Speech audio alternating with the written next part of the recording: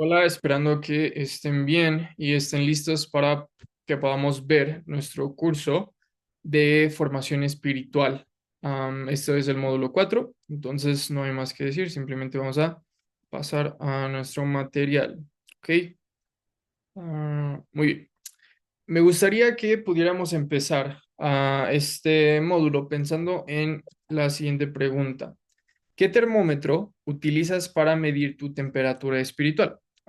Básicamente esto tiene que ver con la pregunta de ¿cuándo me siento más espiritual? ¿Cuándo me siento menos? ¿Cómo sabes que te estás pareciendo más a Jesús o cómo sabes que te estás pareciendo menos? ¿Cuándo es cuando te sientes más cerca de Dios? ¿Cuándo te sientes lejos? ¿Qué termómetro utilizas para medir tu temperatura espiritual? Sí, en esa parte, ¿cómo tú en tu vida personal sientes como, ay, esta semana fui bien, fui un buen cristiano, esta semana no tanto? ¿Cómo piensas acerca de em, esta semana? No sé, esta semana voy a la iglesia así bien seguro de mí mismo y bien tranquilo. Esta semana me siento más como un perdedor, como un mal cristiano. ¿Qué termómetro, cómo sabes que te estás pareciendo más a Jesús?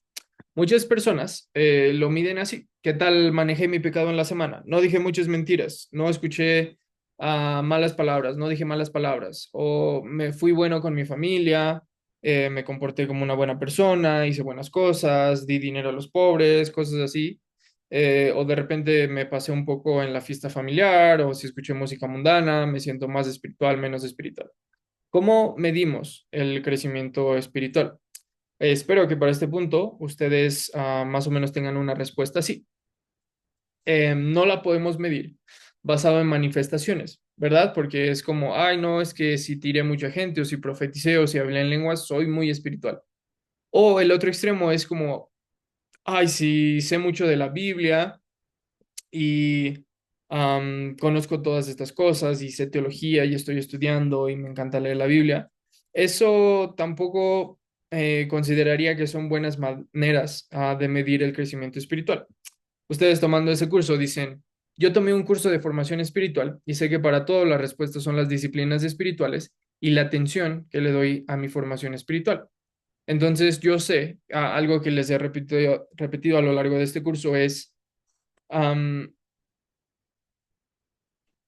la atención es el comienzo de la devoción. Aquello a lo que yo le doy mi atención, mis esfuerzos, aquello a lo que yo le presto atención, se convierte en el lugar de mi devoción. Entonces ustedes pueden decir, cuando soy atento de cómo estoy siendo formado, cuando hago disciplinas espirituales, oración, ayuno, día de descanso, entonces me debo de sentir espiritual. Y alguien de ustedes, espero, más o menos pueden ir desarrollando esta respuesta. Yo mido mi espiritualidad por el tiempo que paso leyendo la Biblia o la práctica de la comunidad cristiana, el tiempo que paso en la oración contemplativa, por tomar el día de descanso para reorientar mi vida. Así es como yo me siento espiritual. Cuando leí la Biblia, cuando oré una hora antes de levantarme, o cuando vi una predicación, o simplemente cuando tomé tiempo para reorientar mi vida hacia las cosas que son importantes. Nosotros podemos pensar que las prácticas que yo les he platicado en este tiempo, en este curso de formación espiritual, esa es la manera en la que nosotros medimos la formación o el crecimiento espiritual. Pero la realidad es que la métrica que nosotros usamos importa. ¿Saben? Si yo trato de usar un ah, destornillador para medirme la temperatura y usarlo como un termómetro, me va a dar una lectura fallida. ¿Saben? Si yo tengo temperatura y me pongo abajo del brazo un desarmador y digo a ver qué tan caliente se puede poner y así voy a saber si tengo temperatura o no, me va a dar una métrica fallida. Entonces, la realidad es que la manera en la que nosotros vemos esto importa. ¿Saben? La manera en la que yo veo mi espiritualidad importa. ¿Por qué? Porque yo estoy muy seguro, si ustedes son seguidores de Jesús, ustedes de repente llegan a la iglesia y me siento un poco afuera, con mala sintonía con Dios. Me siento un poco pecador porque escuché música mundana esta semana, o se me salió una mala palabra o cosas así, y siento que me voy a ir al infierno. La métrica que nosotros usamos para medir nuestra espiritualidad importa. Entonces, ¿cómo debería de medir mi espiritualidad? Lo que quiero argumentar con ustedes es que basado en nuestro concepto de formación espiritual, donde aprendimos que la formación espiritual es un proceso Y cuando vimos esto, obtuvimos una comprensión de la formación como un largo camino en la misma dirección. Todas nuestras vidas vamos a estar en un proceso de parecernos a algo. ¿Ok? Acuérdense, eso es el proceso. La siguiente parte es que vamos a ser formados. Hablamos de liturgias culturales, todo lo que compite por nuestra atención y nuestra devoción. ¿Se acuerdan? Estamos en un proceso de ser formados. La formación espiritual es ser formados a imagen de Cristo. Entonces, en esta parte aprendimos sobre la oración contemplativa, los ritmos que nos llevan a solamente estar, a la contemplación de quién es Jesús. Entonces, de eso se trata formación espiritual, el proceso de ser formado a imagen de Cristo. ¿Ok? Nuestro mapa era así. La formación espiritual es el proceso de ser formado a imagen de Cristo por causa de otros. Entonces, quiero invitarlos a que nos hagamos esta pregunta. La formación espiritual sucede por causa de otros y los voy a invitar a que pensemos en qué significa la formación espiritual por causa de otros. Cuando nosotros perdemos el porqué de las prácticas espirituales, deja de importar el cómo y toda mi espiritualidad pierde su valor o empiezo a ser deformado. ¿Qué significa esto? Cuando yo pierdo la razón o el sentido de por qué leo la Biblia, oro, voy a la iglesia, sirvo a la gente, cuando yo pierdo el porqué, la razón, deja de importar cuánto tiempo pasé leyendo la Biblia, cuánto tiempo oré, porque ya perdí el porqué, ya perdí el enfoque de por qué estoy haciendo todo. Entonces, bienvenidos al módulo 4. El propósito de la formación espiritual es algo que se llama la cruciformidad. Lo voy a ver con ustedes de la siguiente manera. Quiero que veamos la Biblia y la teología de la cruciformidad y después la cruciformidad en la formación espiritual y terminamos como siempre con una reflexión. La Biblia y la teología de la cruciformidad. Los evangelios, los cuatro evangelios, Marcos, Mateo, Marcos, Lucas y Juan, hacen el argumento que, a diferencia de otro tipo de biografías, el clímax de la vida de Jesús no era su educación o su familia, ni siquiera como tal su vida, sino su crucifixión, su muerte. Miren esto, del porcentaje de los evangelios que se dedica a la última semana de Jesús, Mateo le dedica 8 capítulos, que es el 29% de todo su libro. Marcos le dedica 6 capítulos, que es el 38% de todo su libro. Lucas le dedica 6 capítulos, que es el 25% de todo el libro. Juan le dedica 9 capítulos, que es el 43% de todo el libro. Esto es lo que los evangelistas están poniendo en el foco. Ellos no nos hablan de si Jesús resucitaba pajaritos cuando era niño, no nos habla de quién eran sus papás, o si era carpintero, o construía casas, o qué hacía su papá, o qué hacía su mamá, o dónde pasaba sus tiempos, sus ratos libres, quiénes eran sus amigos de la infancia. Los evangelios cierran su enfoque en la última semana de Jesús, su juicio, su crucifixión, su muerte, su resurrección. ¿Tienen esa parte?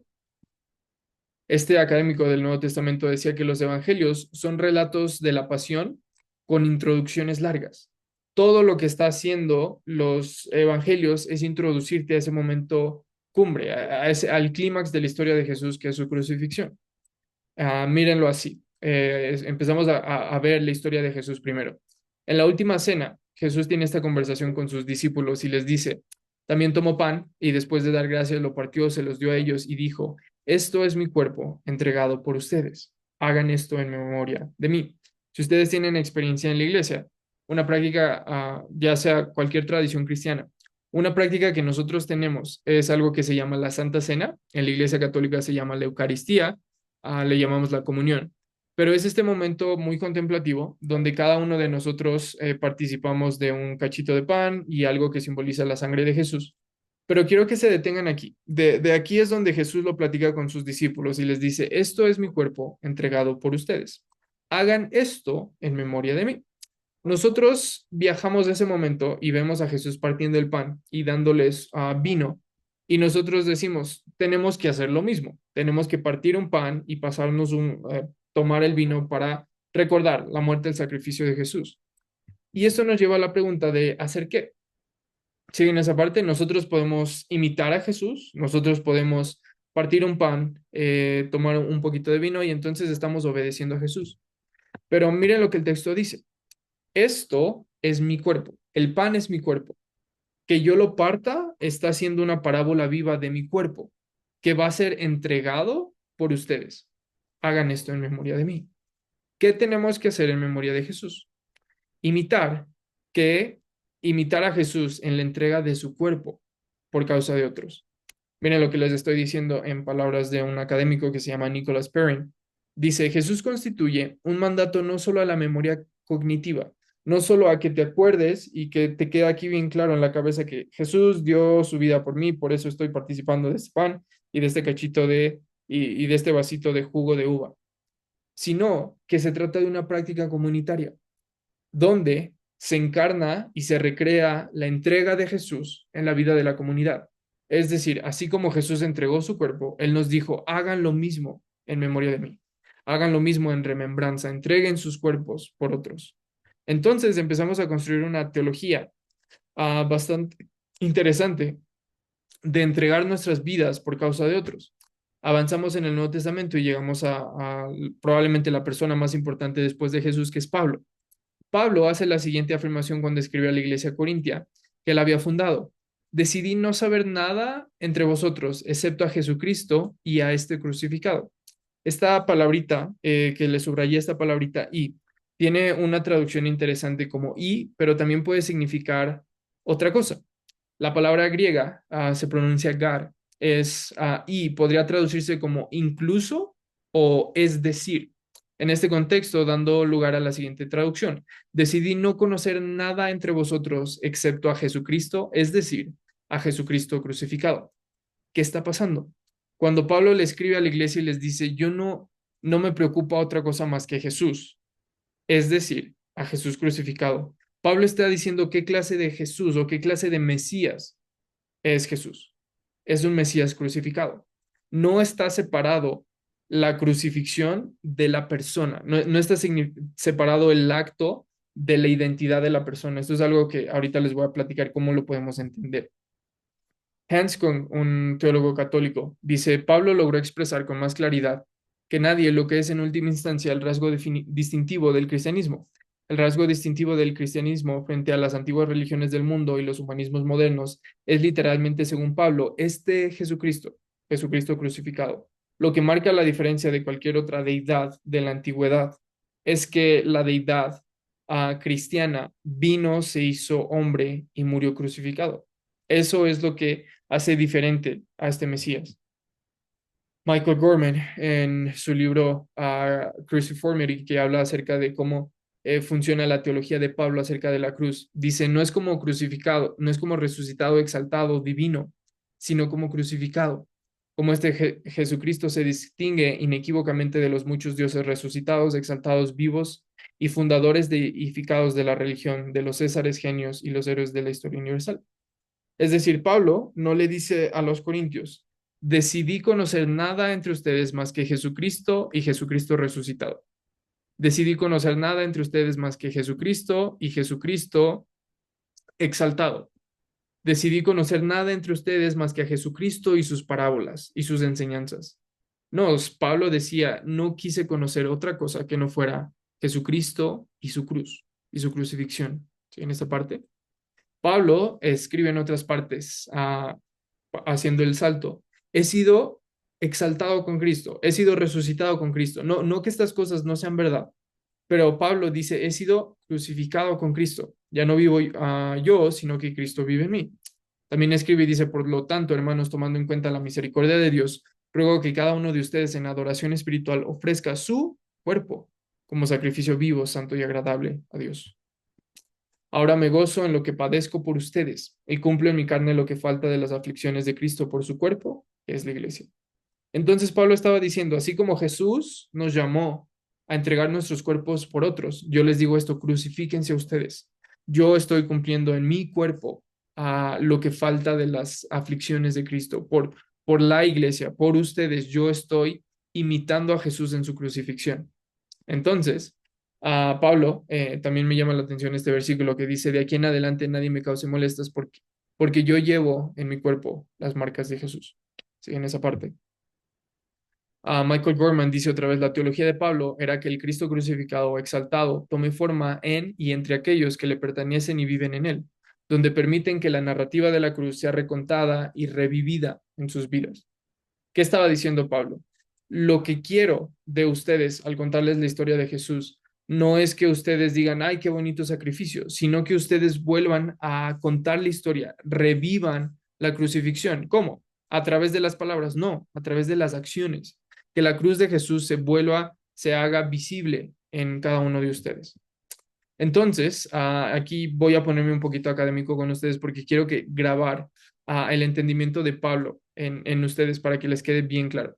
En Filipenses 2 del 4 al 8, tenemos uno de los credos más tempranos de las comunidades cristianas y dice así, cada uno debe velar no solo por sus propios intereses, sino también por los intereses de los demás.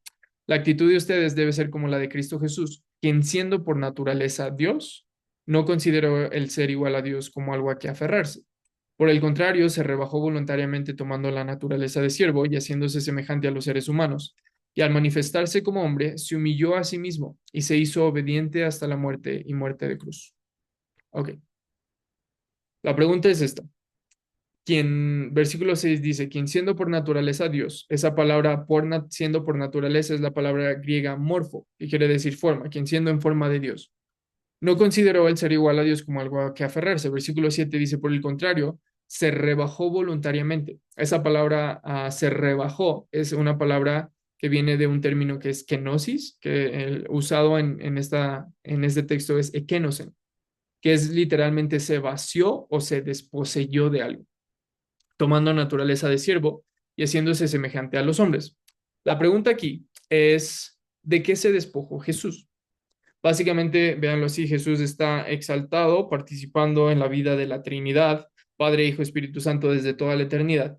Jesús viene a la tierra y dice Pablo, se vació de algo. ¿De qué se vació Jesús? Es la pregunta.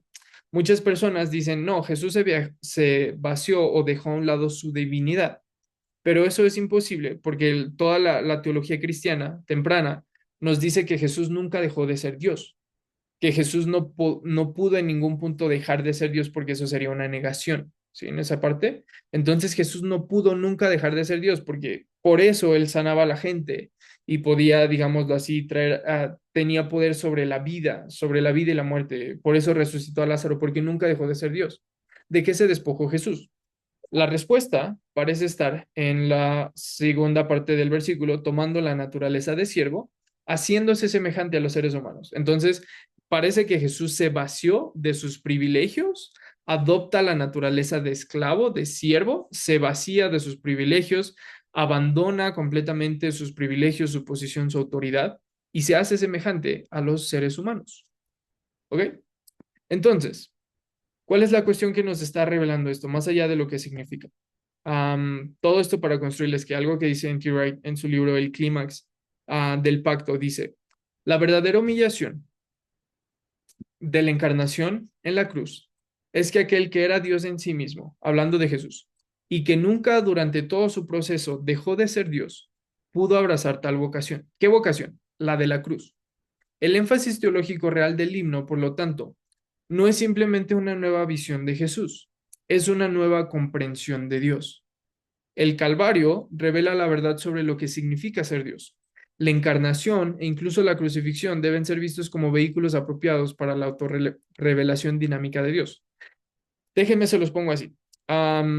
Si Jesús nunca dejó de ser Dios y Jesús murió en una cruz, eso revela algo no solamente acerca de Jesús, sino acerca de quién es Dios. Entonces, toda la vida de Jesús, lo que se nos revela de lo que era Jesús, lo que hizo Jesús, no nada más nos está diciendo cosas de Jesús, se nos está diciendo cosas acerca de Dios. Acuérdense de esa parte. Jesús le dice a uno de sus discípulos, del que me ha visto a mí, ha visto al Padre. Entonces, véanlo así, cuando tú tocabas a Jesús, cuando tú veías cómo era Jesús, tú estabas viendo cómo era Dios. Sí, en esa parte, Dios, el Dios judío, Yahvé, el Dios de Israel, el creador del mundo, era revelado, era mostrado en la persona de Jesús. Porque esto es importante. N.T. Wright dice, si Jesús pudo abrazar la vocación de la cruz, significa que Dios pudo abrazar la vocación de la cruz. La humillación estaba en que Dios tomara forma de cruz. Eso es algo que estamos viendo. Déjenme se los pongo así. El escándalo de este descenso es el escándalo de un Dios que ha transgredido el abismo entre la divinidad y la humanidad y se revela en Cristo no como emperador del universo, sino como amor crucificado. ¿Cuál es la cuestión? En la cruz, Dios, o en la historia de la humanidad, Dios pudo venir y decirnos, yo soy tu rey. ¿Sí? En esa parte, Dios pudo haber venido y haber dicho, ahora sí voy a tomar el control, me voy a sentar en un trono y todos ustedes me van a dar cuentas. El escándalo de la historia cristiana es que Dios viene y se revela no como rey, sino como siervo, no como deidad exaltada, no como un Dios lejano, sino como amor crucificado, dice este autor jesuita. Todo esto para decirles, la cruz no es algo que Dios hace, es algo que Dios es. ¿Sí? En esa parte. La cruz no es una acción de Dios, la cruz es la identidad de Dios. Déjenme ahorita cómo se los voy a explicar en otro de mis textos preferidos de todo el Nuevo Testamento, que es el libro de Apocalipsis. Llegas a Apocalipsis 12 y lees esta parte. Apareció en el cielo una señal maravillosa, una mujer revestida de sol, con la luna debajo de sus pies y con una corona de 2 estrellas en la cabeza. Estaba embarazada y gritaba por los dolores y angustias del parto. Y apareció en el cielo otra señal, un enorme dragón de color rojo encendido que tenía 7 cabezas, 10 cuernos y una diadema en cada cabeza. Con la cola arrastró a la tercera parte de las estrellas del cielo y las arrojó sobre la tierra. Cuando la mujer estaba a punto de dar a luz, el dragón se plantó delante de ella para devorar a su hijo tan pronto como naciera. Ella dio a luz un hijo varón que gobernará todas las naciones con cetro de hierro, pero su hijo fue arrebatado y llevado hasta Dios, que está en su trono. Y la mujer huyó al desierto, a un lugar que Dios le había preparado para que allí la sustentaran durante 1260 días. Ok, la visión que tenemos está un poco curiosita, pero básicamente es una mujer que da a luz al Redentor del mundo, a este Señor del mundo, que gobernará todas las naciones con cetro de hierro, y después es perseguida. ¿Ok? Entonces se nos habla de un dragón, de la mujer, de su hijo y la persecución. La pregunta es, ¿quién es la mujer? ¿Quién representa a esta mujer en el lenguaje poético de Apocalipsis? Muchas personas, la mayoría de los académicos, identifican estas 4 posibilidades. Es muy probable que la mujer sea Israel, que dio a luz al Redentor del mundo y después va a ser perseguida en el desierto. También muchas personas piensan que es la iglesia, que la iglesia va a ser perseguida, que Dios va a cuidar de la iglesia en medio de la persecución. Una interpretación muy común a lo largo de una tradición, la tradición católica romana, es que es María. María es quien da luz a Jesús y después de alguna manera simbólica fue perseguida en el desierto, y otra interpretación dice que probablemente es Dios. Entonces la pregunta es, ¿quién es la mujer? En toda esta narración pensaríamos quién es la mujer. Déjenme les doy una interpretación de un académico que respeto mucho, no nada más académico del Nuevo Testamento, sino también académico importante en estudios de formación espiritual. Y él decía que la imaginación del mundo romano, tú identificas a las personas por su apariencia, por su vestimenta. Entonces la mujer tiene 3 atributos. Está vestida del sol, que en la imaginación judía el fuego, el brillo, el sol son imágenes asociadas con Dios. El Salmo 104 nos dice esto, y también el libro apócrifo de Primera de Enoc. La luna bajo sus pies. El ciclo de adoración de Israel era un ciclo lunar. Entonces la Pascua se mueve por ser el domingo después de la luna completa, y la luna está asociada con rituales y festivales. Entonces Israel movía su adoración con respecto a el ciclo lunar. Entonces, cuando se dice que la luna está bajo los pies de la mujer, este académico dice que es una representación de que Dios es entronizado en la adoración de Israel. ¿Ok? Y finalmente dice que la mujer tiene una corona de 2 estrellas sobre su cabeza. Las tribus de Israel, en el sueño de José, ve a las tribus como 2 estrellas, e Isaías ve a Israel con una corona que Dios tiene en sus manos. Entonces, de acuerdo a este académico, Robert Mulholland, dice que esta mujer primariamente es Dios en un nivel primario, Israel en un nivel secundario y María en un nivel terciario. El nivel en que no puede funcionar es que la mujer sea la iglesia, porque ¿cómo puede la iglesia traer a su propio redentor? Entonces, déjenme les pinto de qué se trata esta historia con esta interpretación. Hay una mujer que es Dios, que tiene dolores y angustias de pacto, y resulta que sale este dragón y trata de poseer a su hijo. Entonces ella da luz al varón que gobierna todas las naciones, el hijo es arrebatado, llevado con Dios, y la mujer es perseguida en el desierto. Ok, entonces, si esta persona es Dios, ¿qué revela esto? Que antes de la caída de Satanás, esta mujer ya se había entregado. ¿Sí en esa parte? Que Dios, antes de que Satanás hiciera guerra contra él, Dios ya había sido perseguido, ya se había entregado a sí mismo, ya había sufrido. ¿Sí en esa parte? Entonces, mírenlo así como lo decía Robert Mulholland. Juan ve que antes de la rebelión de Satanás, donde se muestra la ambición de Satanás de poseer a Dios, literalmente de aferrarse o de tener a Dios, lo que la imagen está comunicando, antes de crear a la humanidad, Dios ya se había entregado a sí mismo. Su amor es un amor cruciforme manifestado en totalidad en la cruz. ¿Qué significa esto? Cuando nosotros vemos estos stickers y vemos estas cosas, ¿cómo completarían la oración? Dios es, lo primero que se nos viene a la mente es Dios es amor, Dios es justo, Dios es santo, Dios es compasivo. Empezamos a construir todo un sistema de interpretaciones acerca de los atributos de Dios, pero lo que se nos está diciendo en los evangelios, en la teología de Pablo, en Apocalipsis, es que Dios es, ¿qué? Si Jesús nunca dejó de ser Dios, ya lo vimos. Si Jesús era Dios en la carne y la revelación más completa de Jehová, el Dios de Israel. Y si Jesús vivió una vida de entrega y sacrificio, significa que Dios es cruciforme. De regreso a nuestra estampita. Para completar los atributos de Dios, Dios es amor, Dios es compasión, Dios es justo, Dios es santo, Dios es misericordioso, todas estas cosas que se nos pueden ocurrir, tenemos que agregar el argumento que el Nuevo Testamento hace, es que Dios, el Dios del Antiguo Testamento revelado en Jesús, es cruciforme, tiene forma de cruz. La manera en la que yo les puedo explicar esto, no sé si han visto la película de Terminator, pero pasa en Terminator muchas veces que Terminator tiene como una capa, es un robot y tiene una capa de carne humana, digámoslo así, y cuando Terminator es herido y se le revela parte de la cara, lo que hay detrás de la carne de Terminator es un robot, es maquinaria. Entonces, se le abre el pecho o se le abre el brazo y lo que puedes ver, la composición de Terminator es un robot disfrazado de carne. ¿Cuál es la cuestión?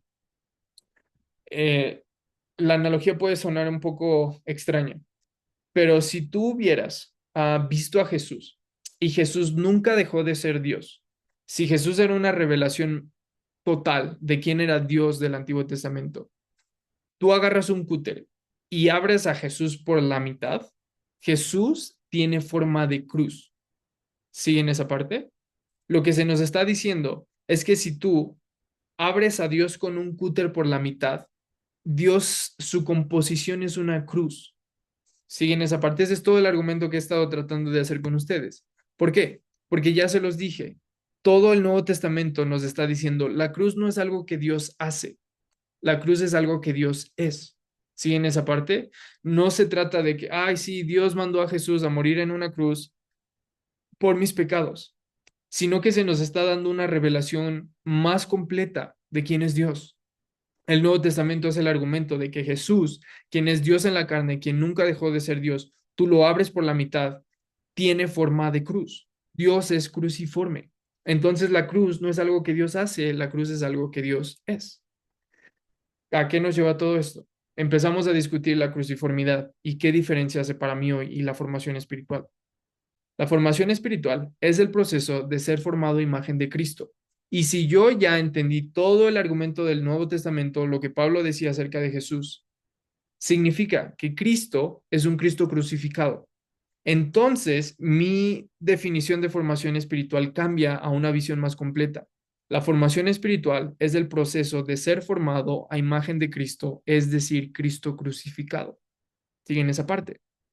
Estar en Cristo, dice Michael Gorman en su libro de Cruciformidad, es ser un exégesis viviente de la narrativa de Cristo, una nueva representación del drama original de exaltación que sigue a la humillación, de humillación como la renuncia voluntaria de derechos y ganancias egoístas para servir y obedecer. Jürgen Moltmann escribe un libro que se llama El Dios crucificado y dice, La iglesia de Cristo crucificado no es una mera sociedad religiosa que le rinde culto a la cruz. Sí, en esa parte nosotros no solamente cantamos de la cruz y predicamos de la cruz y celebramos la cruz, sino que debe ser una comunidad cruciforme que comparte su sufrimiento y lleva su cruz en el mundo. Sí, en esa parte. Me gusta ponérselos así. La cruz no es algo que la iglesia anuncia o celebra o predica o dice o canta. La cruz no es algo que la iglesia hace. La cruz es algo que la iglesia es. ¿Sí? En esa parte. De la misma manera que Dios, tú lo abres por la mitad y Dios tiene forma de cruz. La iglesia, tú la abres por la mitad, le quitas la piel y la composición de la iglesia es una cruz. ¿Sí? En esa parte. Stanley Herves, uno de mis éticos cristianos favoritos, dice que la cruz no solo es el medio de nuestra salvación, sino la forma de la ética cristiana. Vivir cruciformes es vivir como un pueblo que rechaza la violencia y abraza la costosa paz de Cristo. Me encanta cómo lo dice en esa primera cuestión. La cruz no es solo el medio de la salvación, sino la forma de la ética cristiana. La cruz no solamente es el fondo, es la forma. ¿Sí? En esa parte, la cruz no solamente es el paracaídas que nos lleva al cielo, la cruz es el camino. Sí, en esa parte, la cruz no es no es no es el punto de salida de la vida cristiana, es el camino, es la forma de la vida cristiana. Sí, en esa parte. ¿Qué significa esto? Que muchas veces la comunidad cristiana y la iglesia ha visto ganar así. Siguen las cruzadas. Vamos a establecer el reino de Dios. Vamos a establecer el reino de Cristo a través de la violencia. Imágenes, aquí les pongo, de la insurrección que pasó en Estados Unidos, que muchas personas consideran que es como un reflejo de lo que es la iglesia cristiana. Vamos y vamos a poner una cruz de madera, que significa el sacrificio de Jesús en el Capitolio. Vamos a restaurar el reino de Jesús aquí en la tierra. Vamos a hacer el mundo cristiano. ¿Cuándo pasa esto? Cuando olvidamos la cruciformidad. ¿De qué se trata? La comunidad cristiana no se ve así, gente con armas, gente instituyendo el reino de Jesús a través de la violencia. La comunidad cristiana se ve así. Este es un cuadro de un pintor holandés que está pintando Apocalipsis 5, la adoración del Cordero Celestial. Y quiero que más o menos lo vean. Esta es una comunidad que rodea el trono de Dios, que es un cordero de esta manera. Se los voy a leer como lo dice Apocalipsis. Y uno de los ancianos me dijo, no llores, he aquí el león de la tribu de Judá, la raíz de David, ha vencido para abrir el libro y desatar sus siete sellos. El león, una imagen de poder, digámoslo así, majestuosa, esta imagen como muy exaltada de esta figura es un león, ¿saben? Y este león ha vencido. Este león tiene la capacidad de revelar o digámoslo así como la capacidad de llevar el mundo de Dios, tiene el control sobre el mundo de Dios. Este león gobierna el mundo, está en un trono. Y entonces, dice Juan, y miré y vi en medio del trono y de los cuatro seres vivientes y en medio de los ancianos estaba de pie un cordero, como inmolado, que tenía siete cuernos y siete ojos, los cuales son los siete espíritus de Dios enviados por toda la tierra. Entonces el ángel le dice, voltea a ver, Juan, hay un león. Y Juan voltea esperando ver un león y se enfoca en el trono, el gobierno de Dios. Y en esa parte, la silla de Dios sobre el mundo, lo que simboliza el gobierno de Dios sobre el mundo. Y no ve un león, ve a un cordero y el cordero está degollado, está lleno de sangre. ¿Sí en esa parte? Así es como Jane Van Eyck entendía, esto es el centro de la foto. Acuérdense de esto, el cordero está de pie, pero está lleno de sangre. ¿Siguen esa parte? Me gusta cómo él lo pinta y la incorporación que hace Jane Van Eyck al poner la cruz aquí. ¿Siguen esa parte? Richard Buckham escribe en su libro Teología de Apocalipsis que cuando el cordero sacrificado es visto en medio del trono divino en el cielo, el significado es que la muerte sacrificial de Cristo pertenece a la forma en que Dios gobierna el mundo. ¿Siguen esa parte? Resulta que Dios gobierna el mundo a través de una cruz, a través de la muerte de Jesús, a través del sacrificio, a través de la entrega, no a través del poder, la violencia. ¿Siguen esa parte? Entonces, si Dios gobierna el mundo a través de una cruz, resulta que la iglesia no gana aferrándose al poder, pero entregándolo. De eso se trata toda la visión de Apocalipsis. Así no gana la iglesia. ¿Saben? La iglesia no gana a través de la violencia y am, instituyendo el reino de Jesús en el mundo y los políticos y luchando contra la gente. Esto no es Jesús. Siguen esta imagen, esta es una foto de Jesús en las cruzadas. Siguen que Jesús no tiene una espada, Jesús tiene una cruz. ¿Siguen esa parte? Así Dios gobierna el mundo a través de la entrega, el sacrificio, de ser víctima de la violencia. Así Dios gobierna el mundo. Me llama la atención y se me hace completamente irónico que en la insurrección, donde muchas personas pensaron que estaban haciendo la obra que estaban haciendo cosas por el reino de Jesús, fueron y con armas y con violencia pararon una cruz en el Capitolio del gobierno americano. ¿Siguen esa parte? Eso no es como gana la iglesia. Eso no es establecer el reino de Jesús en la tierra. Porque no, espero que puedan ver la ironía y lo que conecta estas tres imágenes. Que mientras tienes una bandera con una cruz que simboliza el gobierno de Dios en el mundo, que simboliza perder para ganar, estas personas están usando la cruz como símbolo de la violencia, cuando era un símbolo de la no violencia, de la entrega, de entregar el poder, la razón. ¿Sí en esa parte? Es una contradicción establecer la cruz de Jesús a través de la violencia. Es completamente contradictorio, irónico, está mal. ¿Saben cómo gana la iglesia? Así gana la iglesia. ¿Saben? A través del martirio, a través de la entrega, a través de la muerte, de la no violencia. Esta es una imagen de una película de Martin Scorsese que se llama Silencio, que cuenta la historia de dos padres jesuitas evangelizando a Japón, que fue una de las naciones más resistentes a la evangelización mundial de la Iglesia Católica. Y tienes aquí cómo se martirizaba a los creyentes japoneses por su fe. Y acá de este lado tienen un bombardeo de una iglesia no recuerdo en qué parte de Asia debe ser. Pero, ¿saben? Esta es la visión que pinta Apocalipsis. Así es como Dios gobierna el mundo, a través de la entrega, el sacrificio, poner nuestras vidas por causa de otros. ¿Siguen esa parte? Vincent Pisuro, este académico jesuita, dice, el mandato de toma tu cruz y sígueme se convierte en un resumen de la vida contemplativa cristiana. No basta con que seamos Cristo en el mundo, debemos ser Cristo crucificado. Me gustaría que pudieran pensar, que pudieran grabarse, que cuando los pastores dicen, necesitamos ser las manos y los pies de Jesús en el mundo, siempre que ustedes escuchen ese lenguaje, se les grabe en la mente y puedan decir, tenemos que ser los pies clavados y tenemos que ser las manos clavadas de Jesús en la cruz. No basta con que digamos, yo quiero ser como Jesús en el mundo. Tenemos que decir, yo quiero ser como Jesús crucificado en el mundo, porque al final no es lo que Jesús hizo, es lo que Jesús es. Si tú quieres imitar a Jesús, tienes que imitar a Jesús crucificado. Eso es lo que les he estado tratando de decir todo este tiempo. Entonces, llego a la pregunta del inicio. ¿Qué termómetro utilizas para medir tu temperatura espiritual? Ay, no, si leí la Biblia esta semana. Ay, no, si oré mucho esta semana, si oré poco. Si escuché música mundana, si no dije mentiras, si dije mentiras, si dije malas palabras. ¿Qué termómetro utilizas para medir tu temperatura espiritual? ¿Sí en esa parte? La cruciformidad. Mi capacidad para entregarme por causa de otros.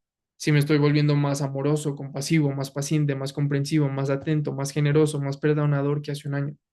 Así es como se mide la formación espiritual. Estoy entregando mi tiempo, mis recursos, la razón, mis emociones por causa de otros.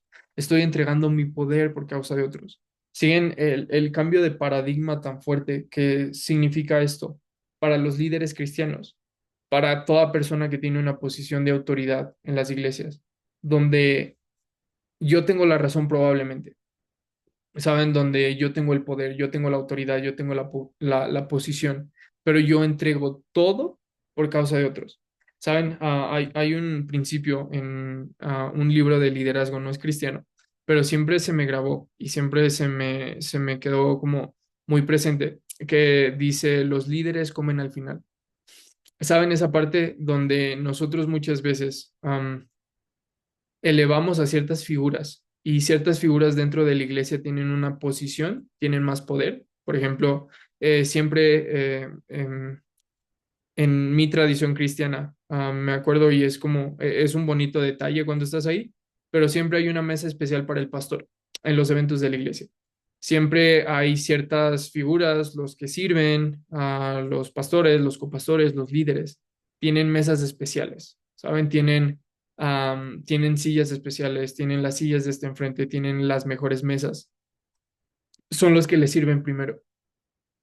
Un liderazgo cruciforme entrega su posición por causa de otros. Un cristiano, ¿a qué me refiero cuando entrega sus emociones por causa de otros? Vincent Pisuro, otra vez este teólogo jesuita, dice una vida contemplativa, que ya lo vimos, una vida monástica, una vida centrada en Dios. No es irte al cerro por una semana a tener una experiencia más profunda de quién es Dios. La vida contemplativa no te tiene que aislar. La vida monástica no se trataba de aislarse. La vida contemplativa se trata de liberarte para entregar más de ti. Entonces, la vida contemplativa no te libra del mal del mundo, no te libra del sufrimiento. Como si están viendo estas clases consecutivas, no es como Job, que la vida contemplativa te debe aislar del sufrimiento. La vida contemplativa, resumida como una vida cruciforme, te compromete con una infinidad de corazones rotos. ¿Sí? En esa parte, entregar mis emociones por causa de otros, que mi corazón se rompa por lo que rompe el corazón de otros. ¿Sí? En esa parte, a caminar con otros del sufrimiento. No me deben nada, no voy a ganar nada. Probablemente hasta yo me deprima con esta persona. Sí, en esta parte vive una vida, está pasando algo súper feo. Mi instinto natural es voltear la mirada y decir, no quiero participar en esto. Pero la vida contemplativa me empuja y me dice, te compromete a una vida de corazones rotos, que tú permitas que tus emociones, que tu tiempo, que tus recursos sean traspasados por el dolor de otros. Sí, en esa parte. Eso es la vida contemplativa. Por eso es tan importante que nunca pierdan el porqué, que nunca perdamos el porqué. Porque cuando yo pierdo la razón de por qué estoy haciendo esto, deja de importar el cómo. De nada sirve mi espiritualidad. Puedo tener personas que vivan vidas contemplativas, centradas en Dios, que oren mucho, que lean la Biblia, que tengan reuniones, que cuiden el sabbat, que vivan vidas lentas al ritmo de Dios, que hagan todas las prácticas espirituales, pero que pierdan el porqué, la entrega de nuestros cuerpos, de nuestros recursos, de nuestro tiempo por causa de otros. De nada me sirve que ore 5 horas al día. De nada me sirve que me lea toda la Biblia en un año si no me estoy haciendo una persona con más capacidad para entregarme por otros. Sí, en esa parte. Es que no me gusta perder. Es que cómo puedo ser un líder y renunciar a mis ah, privilegios. Es que cómo puedo ser alguien que tiene la razón, ¿saben? ¿Cómo puedo ser alguien en el mundo que yo no me pasé el alto, que yo tengo la razón, que tengo toda razón de estar enojado con la persona que sí se pasó el alto? Es que no me gusta perder, no, no me gusta tener que ser yo el que pierda la razón, el que tenga que pedir perdón. Es que yo no me equivoqué, yo no voy a pedir perdón porque yo no me equivoqué. No me gusta perder. ¿Qué haces aquí? Porque el punto de toda la vida y la práctica cristiana es entregar todo por causa de otros. Bonhoeffer decía, cuando Jesús llama a un hombre, lo llama a venir y a morir. Y eso se escribe muy bien y nosotros podemos decir, pues claro que sí, pero Bonhoeffer era un pastor y un escritor y un teólogo y lo dice de manera muy bonita. Pero él no sabe lo que esto se ve terrenalmente. Él no sabe cómo se ve que yo tenga la razón en una discusión y tenga que entregar la razón Dietrich Bonhoeffer, teniendo la oportunidad de quedarse en Estados Unidos y ser profesor de seminario, regresa a Alemania, su país, a Alemania nazi, y él habla en contra de la ideología nazi por darle más devoción a Hitler, la iglesia protestante alemana, por darle más la razón a Hitler que a Jesús. Y al final eso le cuesta que lo cuelguen. Entonces él no escribía nada más desde una oficina muy tranquilo, palabras teológicas muy exaltadas. Bonhoeffer sabía lo que significaba que Jesús lo llamara a venir y entregar su vida por otros, venir y morir, sí, en esa parte. Quiero terminar con esta historia que también me llama mucho la atención y está en mi cuerpo de teología favorito del Nuevo Testamento, que es la literatura de Juan. Y dice así, Jesús sabía que le había llegado la hora de abandonar este mundo para volver al Padre, y habiendo amado a los suyos que estaban en el mundo, los amó hasta el fin. Llegó la hora de la cena, así que se levantó de la mesa, puso a un lado, esta palabra griega puso a un lado es esta palabra titemi, el manto, y se ató una toalla a la cintura, luego echó agua en un recipiente y comenzó a lavarle los pies a los discípulos y a secárselos con la toalla que llevaba en la cintura. ¿Entienden lo que he hecho por ustedes? Les he puesto el ejemplo para que hagan lo mismo que yo he hecho con ustedes. Quiero que se pongan a pensar y quiero ser un poquito imaginativo con ustedes. Imagínense que Juan, que escribe el Evangelio de Juan, está viendo esta imagen. Y él dice, me acuerdo que cuando llegó la última semana de Jesús, que Jesús sabía que eran sus últimos días, horas con sus discípulos, hizo a un lado su manto, se ató una toalla y empezó a lavarnos los pies a todos. Y me acuerdo que nos dijo, ¿entienden lo que he hecho con ustedes? Les he puesto el ejemplo para que hagan lo mismo que yo he hecho con ustedes. Ahora imagínense, Juan, muchos años después, se ha vuelto un líder de la iglesia primitiva cristiana y está escribiendo a comunidades cristianas que ya no conocieron a Jesús, que de repente le suena un poco estas historias, pero perdimos esa esencia de una comunidad que se entrega por otros.